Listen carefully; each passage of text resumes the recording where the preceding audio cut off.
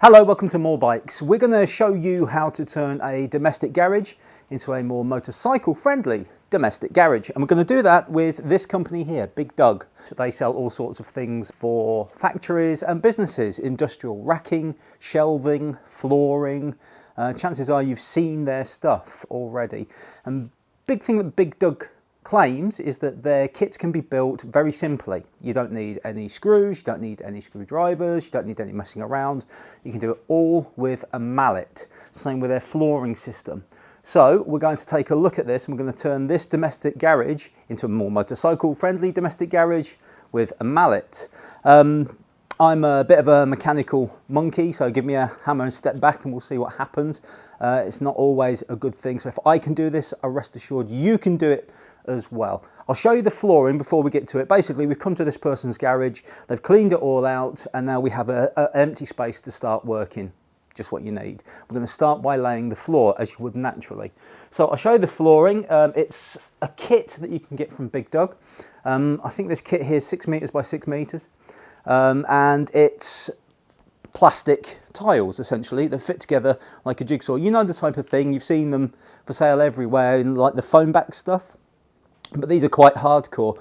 They're quite thick, I think it's 15 mil. I'll put the details below this video just in case I get anything wrong. And the kit that we're using is a black and grey checker design. We're not going to do it checker. I'll show you the design we're going to do as we're doing it. But you can have it however you want. It's up to you to put the tiles down in whichever order you see fit. These lock together and you put them together basically just by knocking them in with the mallet. And they don't need any adhesive, BiGDUG say, and they have a ramping edge as well that you fit in, and that stops the tiles moving when the vehicle comes onto them. So it keeps everything nice and secure. I've seen industrial garages use this stuff, and you know, talking to them, I'm very impressed with it. They're impressed with it. I'm impressed with what they say about it. It's very resistant, easy to clean, and goes together fairly easily, according to BiGDUG. So we're going to put this down in here. We're going to have a look. And we'll show you how we do it, and at the end of putting the floor down, we'll let you know what we think. All right, so stay tuned because now it's flooring time.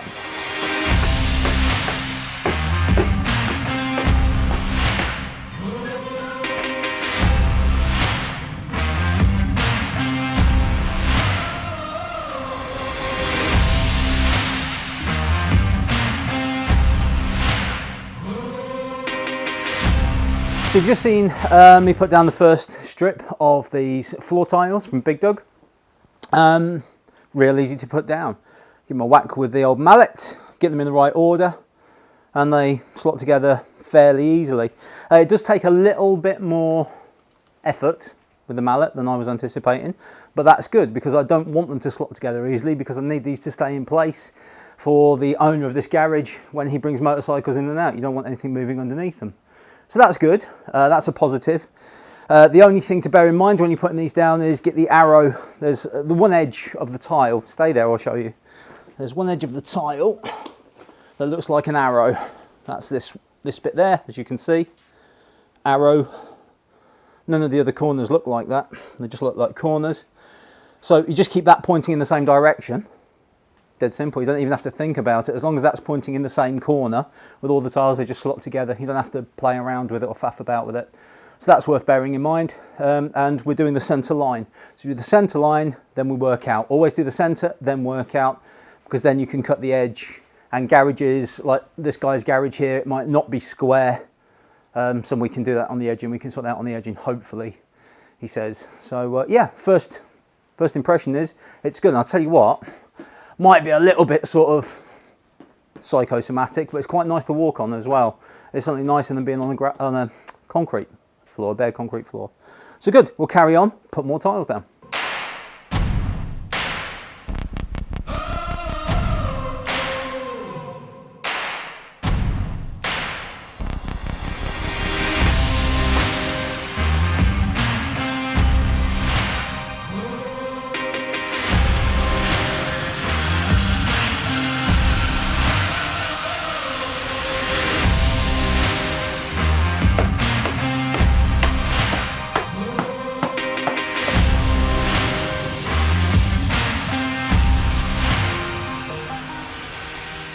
So here we are, 4 hours, 4.5 hours later, and we've got the floor down.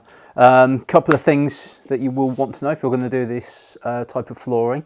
I've seen videos of people laying flooring like this, and they say that they can do it with a Stanley knife. You can't. I mean, you could, but it would take you 4 days, not 4 hours to do it. We use an angle grinder, which you'll have seen in the video. We've noted that we've got the black and the grey tiles, which you're meant to put down in a checkerboard, but we've not. For this guy's garage, we've gone half black, half grey.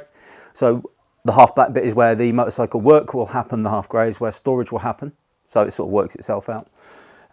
We found that the black tiles cut really nicely, but made a lot of smoke, like a lot of smoke. So you want to be aware of that and have doors open and things if you can when you do it.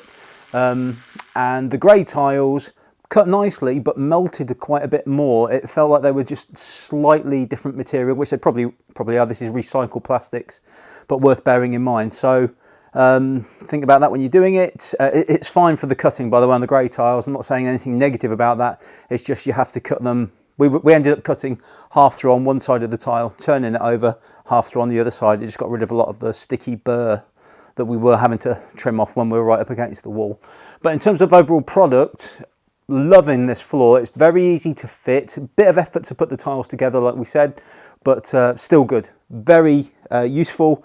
We've had a quick sweep up, and it sweeps up lovely. I'm sure it'll clean up lovely as well when we get round to it.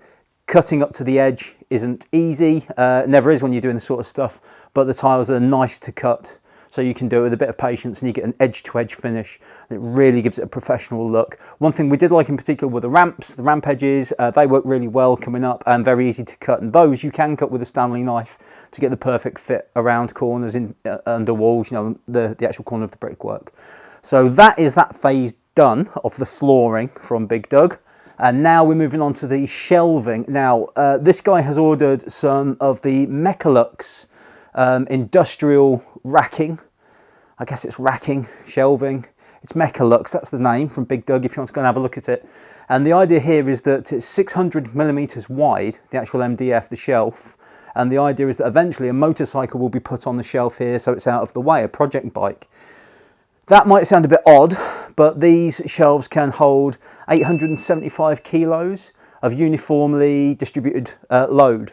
So 875 kilos, a motorcycle, a project motorcycle, this one in particular I believe is about 150 kilo, so it should take it quite easily up on here. But these are 600 mil wide. You can get the Mechalux system in varying widths. This is the system you will have seen if you've ever been into a warehouse or a factory or anything like that and they've got a lot of storage. It'll probably be this Mechalux system.